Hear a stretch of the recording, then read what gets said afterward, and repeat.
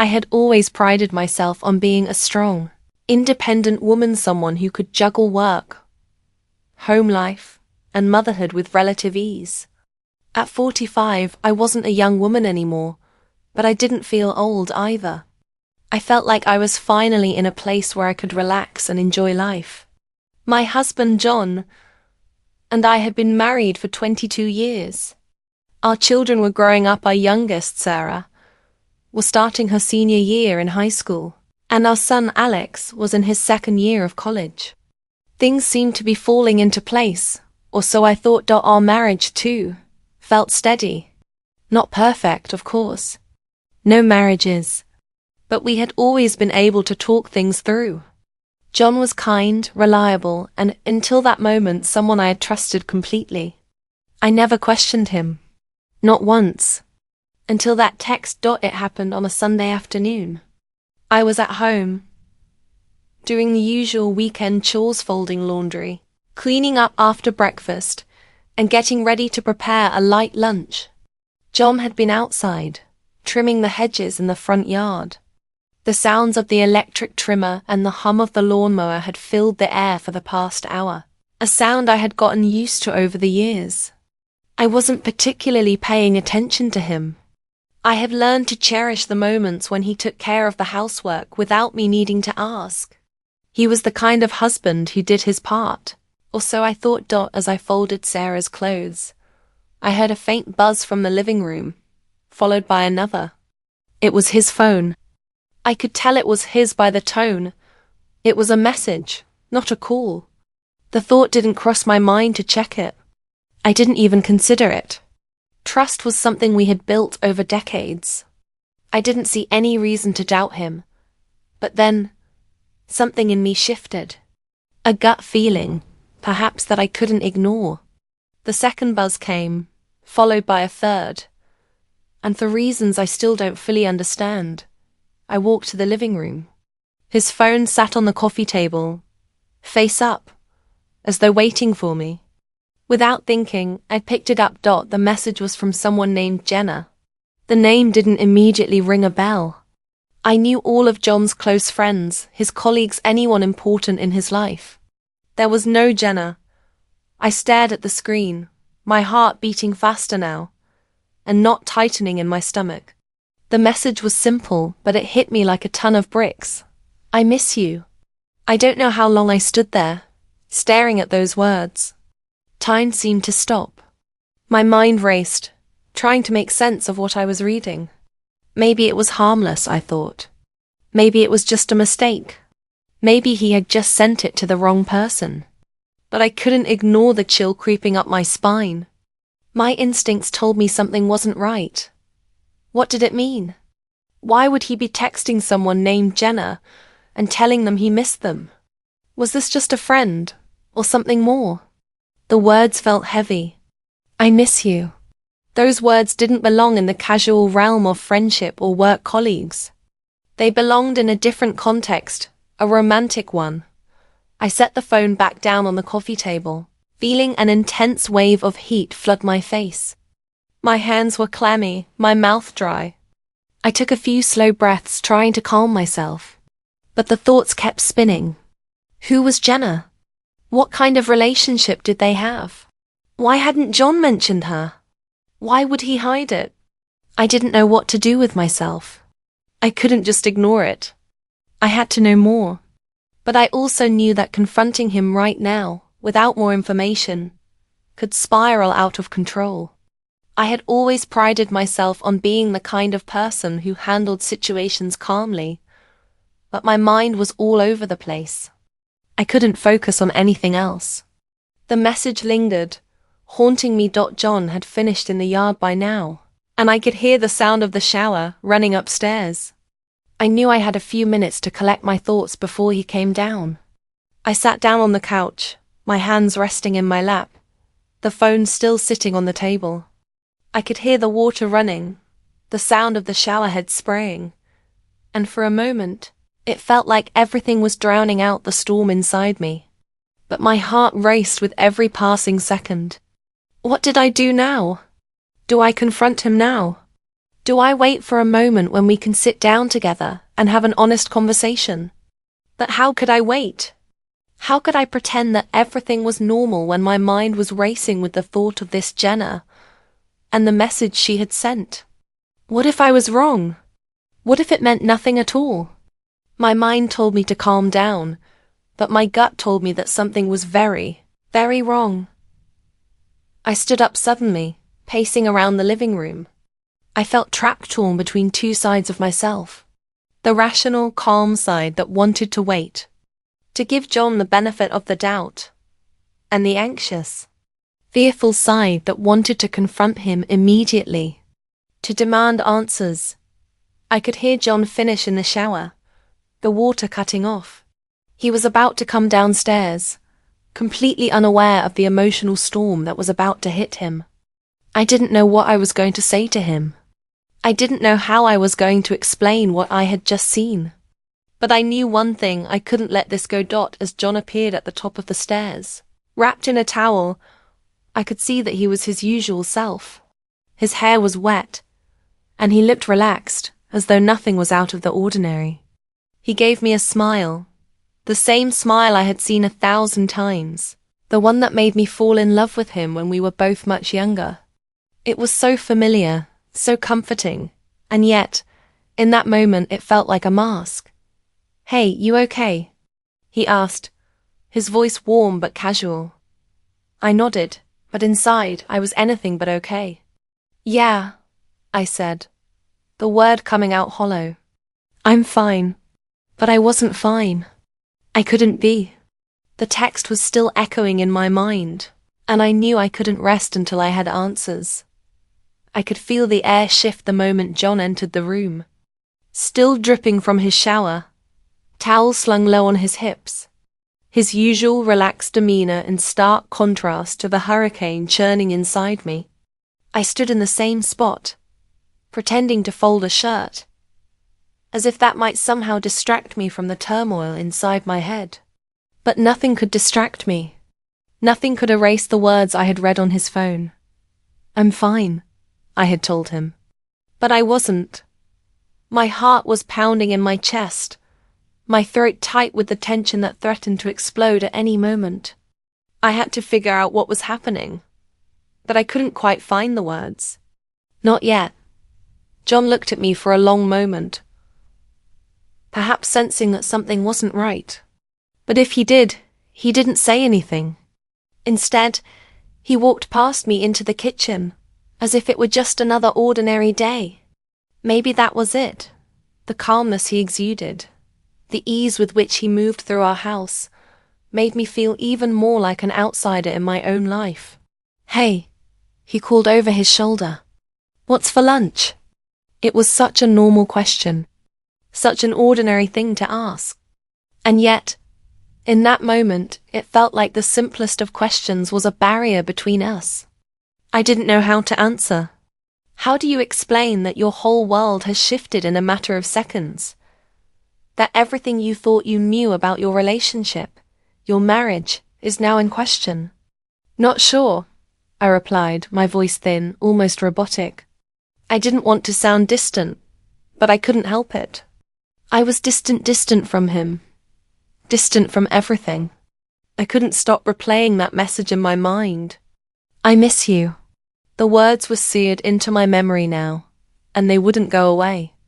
I needed answers, but I didn't know how to ask the right questions. I didn't know how to confront him. John walked to the fridge, rummaging through it. He was so casual, so unaware of the storm inside me. But I couldn't just let it go. I couldn't pretend like everything was fine. I took a deep breath and finally, the words slipped out. "Who's Jenna?" The question was simple, yet it hung in the air like a heavy weight. For a moment there was silence. John didn't immediately respond. Instead, he froze for a split second, his hand still inside the fridge, reaching for something. It wasn't much, just a pause, but it felt like an eternity. In that brief moment, I knew something had shifted. The normalcy of the situation had cracked open. His response, whatever it would be, was going to change everything. Jenna? He said, pulling out a bottle of water and closing the fridge door. She's just someone I met through work. Why? I stared at him, unable to hide the disbelief in my eyes. Just someone he met through work. My mind was reeling. How could he be so casual about it? How could he say that when the message on his phone had been so personal? I miss you. Those words weren't professional. They weren't something you send to a coworker. Not unless there was something more between them. You're sure? I asked, my voice tight, even though I was doing my best to keep it steady. John turned, his eyes meeting mine for the first time since I'd asked. He looked confused, maybe even a little frustrated. What's going on with you, Em? I told you. She's just a colleague. A colleague. I wanted to scream. I wanted to throw my hands up and shout that I knew what was going on. I knew there was something more. But I didn't. Instead, I clenched my fists at my sides, trying to swallow the anger that was rising within me. I'm sorry, he continued, taking a step toward me. I didn't mean to make you feel weird about it. But really, that's all she is. A colleague. Nothing more. I wasn't convinced. There was a part of me that wanted to believe him. The part of me that had spent 2 decades with this man. The man I had married. The man I had trusted with everything. But another part of me, the one that had been betrayed before, wasn't buying it. I took a step back, feeling the distance between us growing. You know, I said slowly, my voice trembling despite myself, the last thing I expected from you was to find a text like that on your phone. I didn't know where the words were coming from. I didn't know why I said them, but they came out anyway, like a confession I didn't even know I needed to make. John's expression shifted, his brows furrowing in confusion. What do you mean? Come on. You're overreacting. Overreacting. The word hit me like a slap. It was a phrase I had heard countless times before, an excuse used to diminish my feelings, to make me second-guess myself. I wasn't overreacting. I was reacting to the truth that was staring me in the face. The truth that had come through in a text from a woman I didn't know. I'm not overreacting, I said, my voice gaining strength, but still holding back the emotion I was desperate to unleash. I don't know who this woman is, John. And frankly, I'm not okay with you texting her. You don't text someone I miss you unless there's something more there. The silence that followed felt heavy, oppressive. It felt like we were both holding our breath, waiting for the other to say the thing that would break everything open. And then, just as quickly, I saw the flicker of something in John's eyes. Was it guilt? Regret? Or was it something else entirely? He didn't answer right away. Instead, he looked away, running a hand through his damp hair. I could feel the tension in the room growing, thickening the air around us. The walls of our home, once so familiar and comforting, now felt suffocating. He said after a long pause, his voice softer, but there was an edge to it. It's not what you think. I swear to you. I didn't believe him. But part of me, the part that still wanted to believe in the man I married, wanted to believe him. I wasn't sure what I wanted anymore. I wasn't sure what to think. The silence stretched on, and I could feel my own frustration rising again. I had no answers. And the more I questioned him, the more confused I became. I couldn't let it go, not now. Not after seeing those words. I had to know more. And that meant I couldn't let him off the hook. I need you to tell me the truth, I said, my voice sharp, more insistent than I intended. I need to know who Jenna is and what's really going on. John didn't respond right away. He just stood there, staring at me, as though trying to read me, trying to figure out how much I knew, how much I suspected. I wasn't sure what I wanted from him at that moment. Maybe I just wanted reassurance that I wasn't crazy, that this wasn't my fault. But all I could do was stare back, waiting for the truth to spill out. The air between us was thick now. It wasn't the kind of tension you could ignore or brush away. It was the kind that pressed down on your chest, making it hard to breathe, hard to think. I could see the hesitation in John's eyes, the subtle shift in his posture, as if he wasn't sure what to say next. And in that moment, I realized something. I wasn't just confronting him about a text. I was confronting years of trust, of silence, of a bond I thought was unbreakable. I had to know more, but how far was I willing to go? How much of myself was I willing to sacrifice just to find out the truth? It felt like standing on the edge of a cliff, knowing that any step forward might send me tumbling, but unable to stop myself from moving. John's eyes flickered to the phone on the table between us. It was still there, like a silent witness to everything that had happened. I wondered if he was considering deleting the message, pretending it had never existed. But he didn't. He just stared at it, as though he could will it away. "I told you," he said again. His voice quieter now, but the unease was unmistakable. "Jenna is just a colleague, a friend, someone I met through work." His words hung in the air, but I could feel them falling short. I wanted to believe him. I needed to believe him. But the more I thought about it, the more it didn't make sense. If she was just a colleague, why had he been so secretive about her? Why hadn't he mentioned her before? And why was she sending him texts with words like, "I miss you"? I wasn't convinced. But how could I force him to tell me the truth? How could I make him see that his silence was the loudest answer of all? "What's really going on, John?" I asked, my voice cracking slightly, betraying the fear I was trying to suppress. "You can't expect me to just let this go. Not after what I found. Not after what you said." He didn't meet my gaze. Instead, he stepped back, running his fingers through his damp hair again. The sound of his breath seemed louder than usual, as though he were trying to steady himself. For the first time since this conversation began, I noticed how tense his body was. His shoulders were stiff, his jaw clenched. It was a small shift, but I could see it. He was lying, and it was becoming harder for him to keep up the facade. "I swear," he said, his voice rough now, "there's nothing going on between me and Jenna. I haven't done anything wrong." But there was something in his eyes, something that didn't match his words. A flicker of uncertainty. It wasn't guilt. It was something else, something I couldn't quite place. It made me realize that John wasn't just avoiding the truth. He was afraid of it.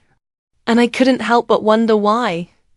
"You've been texting her for months, John," I said, my voice more assertive now, though my heart was still racing.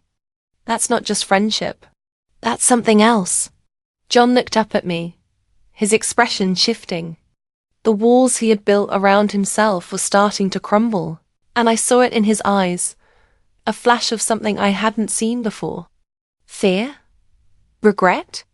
It was hard to say, but it wasn't the look of a man who was entirely innocent. He started, his voice faltering, but then he stopped himself. The words weren't coming easily now. "Look, I can explain. It's not what you think." I crossed my arms, my gaze never leaving him. "Then explain. Because right now, all I see is a man who's been hiding something from me. From us." John took a deep breath, running a hand over his face as though trying to collect his thoughts. For a long moment he just stood there, staring at the ground, unwilling to meet my eyes. The silence stretched on, unbearable and thick. I wasn't sure how long we stood like that, minutes, maybe longer, but in the end, it was he who broke the silence. "There's something you don't know," he said quietly. His voice was almost a whisper, and when he finally looked up at me, there was a depth of sorrow in his eyes I had never seen before. "It's about Jenna. She's not just a colleague. She used to be more than that." The words hit me like a punch to the gut. My breath caught in my throat, and I felt the blood drain from my face. Used to be more. What did that mean? What had been going on between them? John, I whispered, my voice shaking. What are you saying? He swallowed hard, his eyes shifting nervously. He took another step back, as if trying to put distance between us, but there was nowhere for him to go. I felt a sudden wave of nausea sweep over me, but I steadied myself. I had to hear this. I had to know. We had an affair, he admitted, the words coming out so softly, so quietly, that for a moment I wasn't sure if I had heard him correctly. But when I saw the look on his face, the way his eyes wouldn't meet mine, I knew it was true. An affair. My mind couldn't process the words. It was as if my whole world had been flipped upside down in a single breath. I felt a coldness wash over me, a numbness that settled deep in my chest. How long? I finally asked, my voice barely a whisper. A few months, he replied, his voice barely audible. It ended months ago, but it doesn't change the fact that it happened. And I'm so sorry. I never wanted to hurt you, Em. I never wanted to lose you. I stood there, frozen. My mind raced, but I couldn't make sense of anything anymore. I had always trusted him. I had always believed in us. And now, everything I thought I knew was shattered. Why? The question came out before I could stop it. Why did you do this? John took a deep breath and finally looked at me, his eyes filled with regret. I don't have an excuse. I don't know what happened. I made a mistake. A huge mistake. But I swear, Em, it was over before you found out. It's been over for months. But the words felt hollow. I didn't know if I could believe him. How could I believe him now? After everything, the silence that followed was unbearable. I couldn't speak. I didn't know what to say. The world I had built in my mind, the life I thought I knew, had crumbled in front of me, and I wasn't sure if I could pick up the pieces. I didn't know how to respond. The world around me had gone silent, as if everything I had known was slipping away, leaving only the raw, jagged pieces of the truth behind. A few months. The words John had spoken hung in the air like smoke, thickening with every breath I took. How was I supposed to process this? How was I supposed to understand this betrayal? John stood before me, his face full of regret, his body tense. I could see how hard this was for him, how much he wanted me to forgive him. But no matter how many times he said it, the words felt too little, too late. A part of me wanted to break down, to scream, to rage at him for what he had done. But instead, I stood frozen, my emotions swirling in a whirlwind of confusion, sadness, and anger. Why, John? I whispered again, more to myself than to him. Why her? Why couldn't you come to me? Talk to me. We've been together for so long. Why did you let it get this far? The question was burning inside me, but I wasn't sure I wanted to hear his answer. I had built my entire life around the idea that John was my partner, that we were a team, that we had a future together. And now, everything I had believed in felt like a lie. John's face tightened, his jaw clenched. He seemed to be struggling with his own emotions, trying to find the right words. Finally, he spoke, but his voice was barely above a whisper. I don't have a good answer, Em.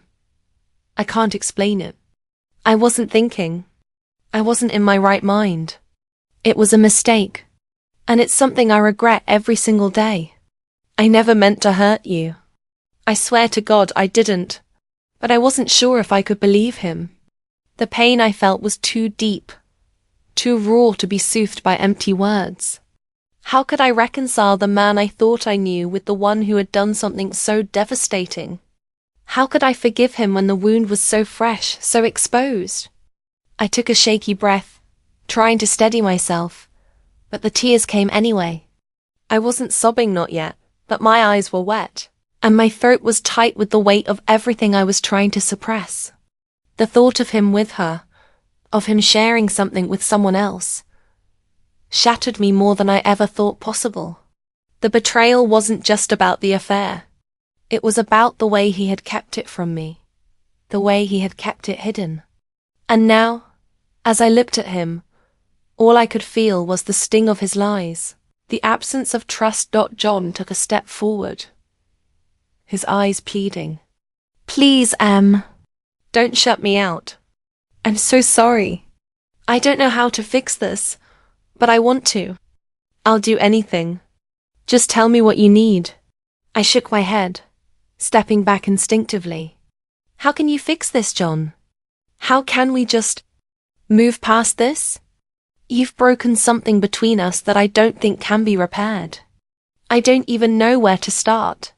His face fell, his hands trembling slightly. "Please just give me a chance. Please. I love you, Em. I've always loved you." The words sounded hollow, like they were meant to soothe me, but they didn't. How could I love him right now? How could I look at him and see anything but the man who had shattered my trust? The man who had betrayed me with someone I didn't even know. I turned away from him, unable to look at him anymore. The room felt too small, too close. I needed space, but I didn't know where to go. My mind was racing, filled with 1,000 questions. But the one thing I kept coming back to was this. How could I ever trust him again? John's voice broke through my thoughts. "I'll do whatever it takes, Em. I'll go to therapy. I'll show you that I can be the man you thought I was. I'll prove it. Please, just don't leave me." I paused, my back still to him, staring out the window at the dull grey sky.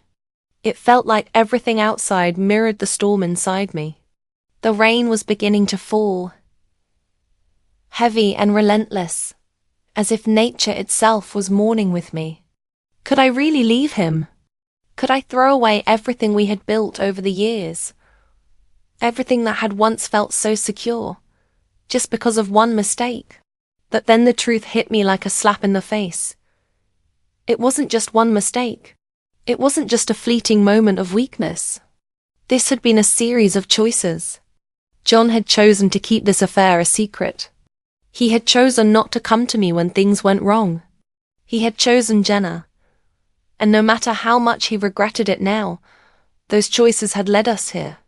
To this place of broken trust, of shattered promises, and of a future I couldn't see clearly anymore.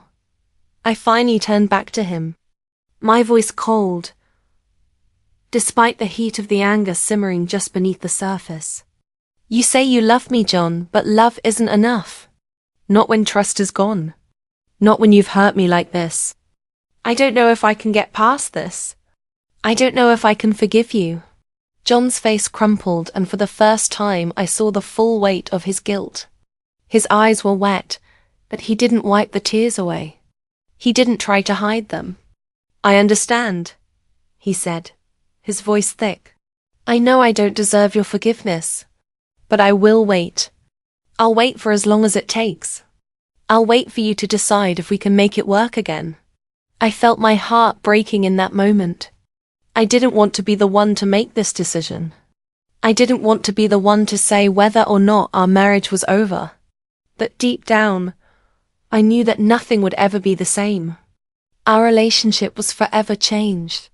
The trust, the bond, the foundation we had built, it was all cracked, and I didn't know if I could piece it back together.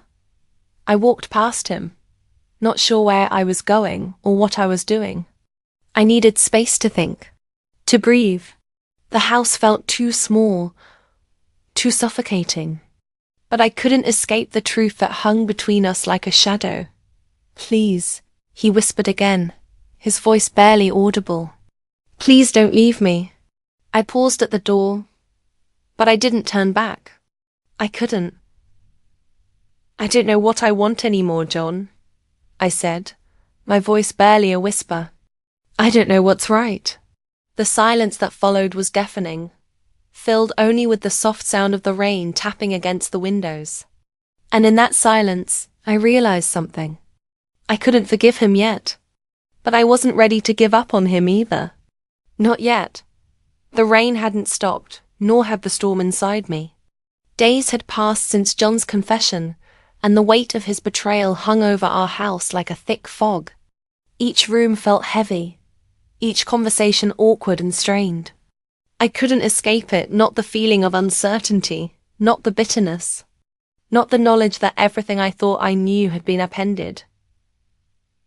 I spent most of those days lost in thought, walking through the motions of life without truly living. There were moments when I looked at John, really looked at him, and wondered if I could ever see him as I once had, if I could ever trust him again. His eyes followed me wherever I went, always searching, always waiting. It was as though he was holding his breath, praying that I would find it in me to forgive him, to allow us to go back to how things were. But I didn't know if I could. I knew that if I stayed, everything would change. The love we had, if it still existed, would no longer be the same. There would always be that shadow between us, that fracture that neither of us could erase. The trust, once broken, was not something easily repaired. John had made a choice, and it was a choice that had left me questioning everything. But what would leaving mean? Would I be betraying everything we had built together? We had spent years, decades building a life, raising children, creating memories. Could I really walk away from all of that? And then there was the question of me. Who was I now? I had always defined myself through my family, through my marriage. But now I felt like a stranger in my own life. The woman who had walked down the aisle with John so many years ago was no longer the same. She was fractured, uncertain, and lost. The decision weighed heavily on my shoulders. There was no easy way out, no simple answer. I couldn't just forgive him and pretend everything was fine, nor could I easily walk away and leave behind the years of my life I had spent with him. I needed to make a choice, but the truth was, I wasn't sure if I was ready for either option. The house was eerily quiet that morning. The only sound the soft tapping of raindrops against the window. John had left for work early, as he did most days, but today I didn't feel the usual rush of relief when he walked out the door. Instead, I sat in the kitchen, staring at the cup of coffee in front of me, the steam rising lazily into the air. I hadn't slept much the night before.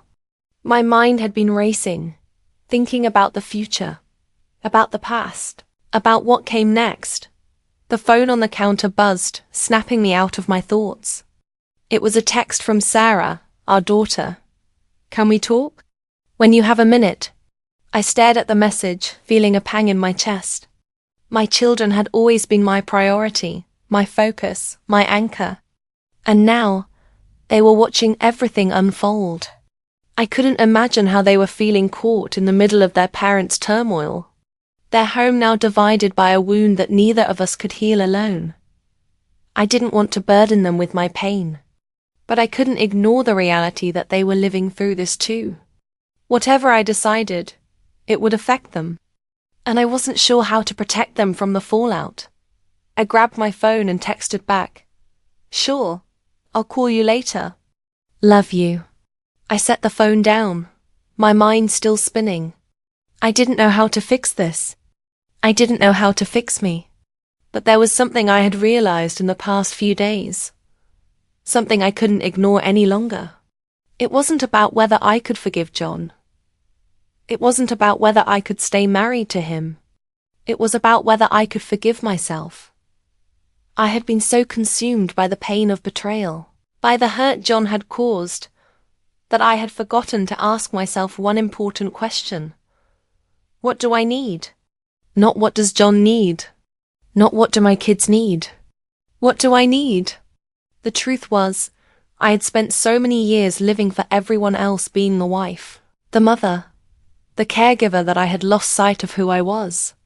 I had ignored my own needs, my own desires, my own voice. I had allowed my life to be defined by others' expectations. by the roles I have been playing. And now, I couldn't ignore it any longer. I needed to find my own voice again. I needed to find the strength to make a choice that was right for me. Not just for John. Not just for the kids. I needed to stop living in the shadow of the past and start creating a future that I could live with. Whether that meant staying in my marriage or leaving it behind, I couldn't say yet. But I couldn't keep living like this. I couldn't keep pretending that I had all the answers when, in truth, I had no idea what the future held. It was then that I realized something else. I couldn't make this decision alone. I needed help. I needed to talk to someone who could help me sort through my emotions, who could help me find clarity. I had been isolating myself for so long, thinking I could handle everything on my own, but I couldn't. I had to stop carrying this burden alone.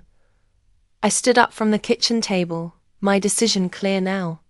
I was going to find a therapist, someone to talk to, someone to help me figure out where to go from here. And whatever I decided after that, I would make it from a place of strength, not desperation. The phone buzzed again. This time it was a call from John. I stared at the screen for a long moment, the weight of everything hanging over me. I wasn't sure if I was ready to speak to him. I wasn't sure if I was ready to have that conversation just yet. But I knew I couldn't put it off forever. With a deep breath, I answered. Hello? Please. I don't want to lose you. Please, let's talk. Please, let's fix this. His words were full of desperation, and for a moment, I could hear the man I had once loved so deeply in his voice. The man who had made mistakes, yes, but who had also shared a lifetime of memories with me. The man who had stood by my side through so much, but I wasn't sure if I could hear him the same way again. I wasn't sure if I could ever see him the same way again. John, I said softly, my voice steady, but filled with the weight of everything I was feeling. I need to find out who I am first, before I can decide anything about us. I need to figure out who I am without you. I need to do this for myself. I could hear him silent on the other end of the line, probably taking in my words, trying to process them. And for the first time, I didn't feel guilty. I didn't feel the need to apologize for my decision. I wasn't running away. I was taking control of my own life. I'll call you later, I said, cutting the silence. But right now, I need to take care of me. And with that, I hung up. I didn't know what the future held. I didn't know what would come next for my marriage. But I knew that whatever happened, I was no longer going to let the weight of the past control me. I was going to find my own path, and for the first time in a long time, that felt like enough. Author's note. This story is about the journey of self-discovery after betrayal. It's about finding the courage to prioritize your own needs, even when it means making difficult choices. In the end, Emily's decision to reclaim her own identity, regardless of her marriage, highlights the importance of personal healing before any relationship can truly move forward. Though forgiveness is possible, it must come from a place of strength, not weakness, and sometimes the hardest decision is the one that leads us to self-empowerment.